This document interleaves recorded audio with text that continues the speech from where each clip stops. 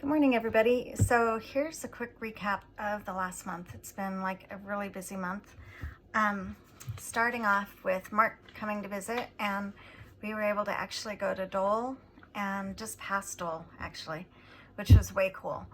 And it was my first kind of maiden voyage on this boat.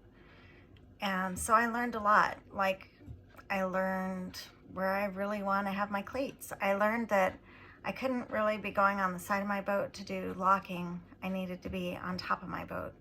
So I spent a lot of time climbing up and down onto the roof and running across the roof, but I managed it. We started off slowly. The first 3 locks were really, they weren't so great, but we learned a lot. So that was the main thing, and thank God I have a steel boat, because I banged it into a few things. The steering on this boat isn't that easy. It kind of, so the boat, if you turn it like this way, the back comes out and the front goes in. So it steers from like the middle. And so thankfully I've got 2 ways to steer the boat. I've got, this way, which is with the steering wheel, but then I also have a bow thruster, which can just turn the bow. So when I was in locks and I needed to be really straight, I would use the bow thruster. The other thing is that with locks going up and downhill, the way that they keep the water levels regulated is by sluices. So the sluice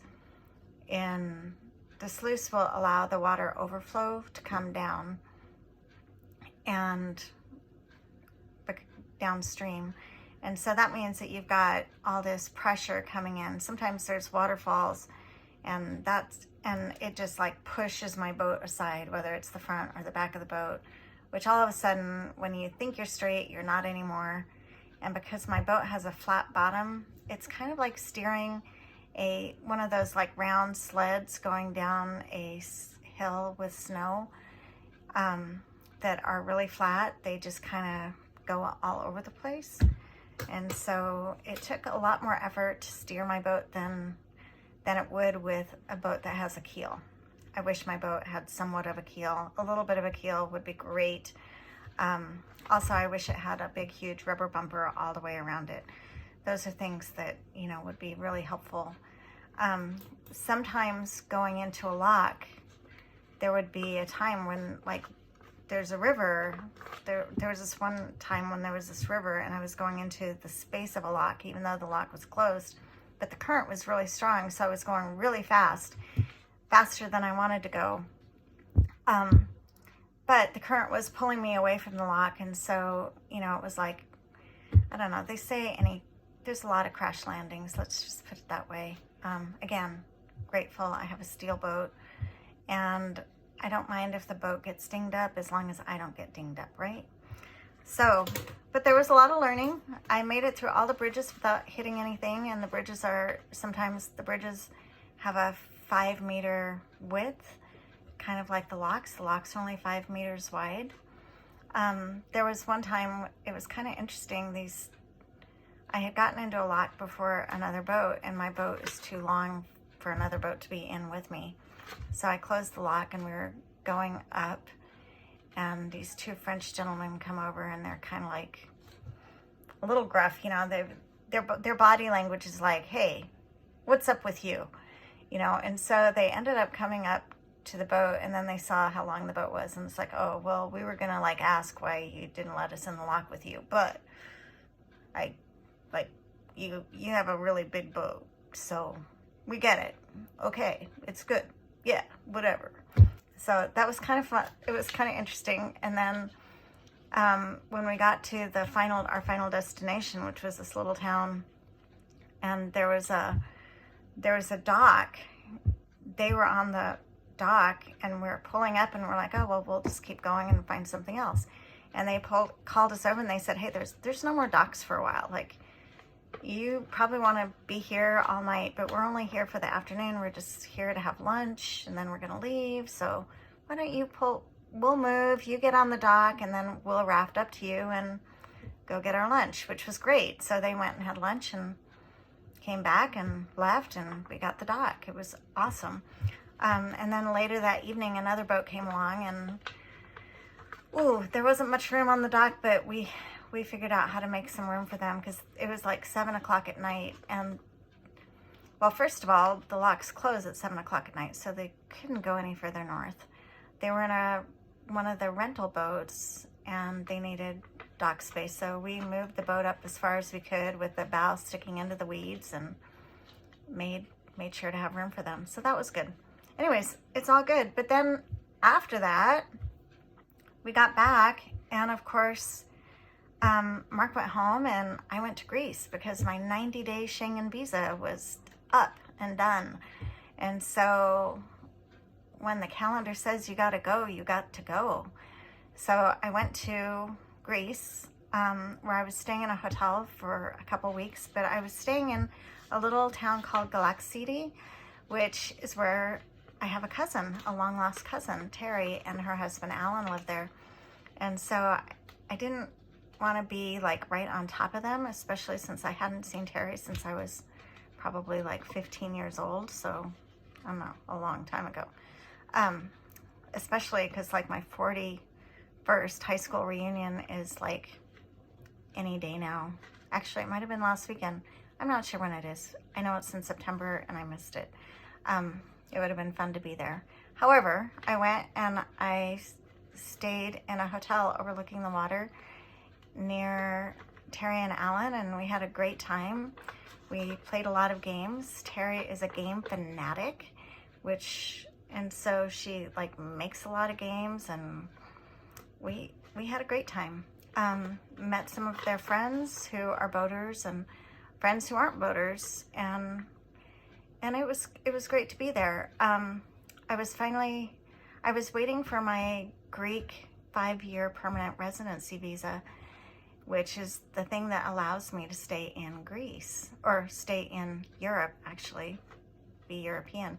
Anyway, so I was waiting for my 5-year residency, and I kept calling my lawyer and saying, like, is it here yet? Is it here yet? And it's like, no, not here yet, not here yet. So finally I kind of gave up, and I said, you know what? I'm just gonna surrender and realize that I am going to be living in Greece for another month at least. So whatever. They have till November 2nd to get me my visa, because they're allowed like it's a 3-week or a 3-month deal from the time you get your blue certificate to the time you get your visa. So that's how much time they allow themselves. So I figured, okay, so 3 months, November 2nd, whatever, no problem. Anyway, so I found an apartment to stay in that, you know, it was going to be 750 euros, which, you know, isn't bad in the scheme of things. Anyways, but I was ready. I was ready to move in. Like, I would have been moving into it, I think, like on Saturday. And then I got a phone call that my visa was ready. So I got my visa on Friday and just got back to my boat. And so, anyways, and then yesterday I got some texts from my friend Cheryl in Southport, kind of worried because I hadn't done a video for a while. So I was like, don't worry, I'll get it tomorrow. I just needed a little bit of time to relax and settle in, and I'm just so happy to be back in France, and back on my boat, and now I don't have to count down days for the Schengen thing anymore. I could just get to be here. It was interesting going through customs because I had a brand new passport as well, so it doesn't have any stamps in it. And when I got into Paris airport, the guy at customs was like, there's no stamps in your passport. Like, it doesn't say how long you've been here. And I said, no, it's a new passport. I just came in from Greece, but here's my Greek visa. And he was a little bit confused. He's like, yeah, but you don't have any passport stamps. I said, no, it's new, but feel free, put in a stamp, whatever you want to do. He's like, no, that's all right. Just go. So here I am. Still no passport stamps, but I'm here and I'm legal, and it was so tempting to just come back anyway because I had no passport stamps. I probably could have pulled it off, but then I just couldn't do it. It's not something I could do. So there you go. I'm here legally. Life is good. And now I get to work on my boat and, you know, I put one cleat on and I'll have to put the rest of the cleats on, and no problem, I can do it. Anyways, it's good. Life is good. Anyways, I hope you enjoy the pictures. We just went a little ways. Dole was beautiful. Love, love, love Dole. And anyways, I'm just happy to be back. I feel like I'm finally home again. And besides, Athens is always difficult for me because that's where I found out Dean died. And so getting into Athens is, I don't like Athens, but Galax City, great place. Thankfully, you know, I didn't have to spend much time in Athens this time. The only time I had to spend was like, you know, really when I got there, and then right before I left, getting my visa and leaving and saying, see ya. Anyway, so, and I got insurance. I got health insurance. Oh my gosh. So health insurance for a year. Okay, I know this is crazy. Like 1,300 euros. Actually, it was less than 1,300 euros for the entire year. And I'm covered even no matter where I am in Europe. I just have to send in bills.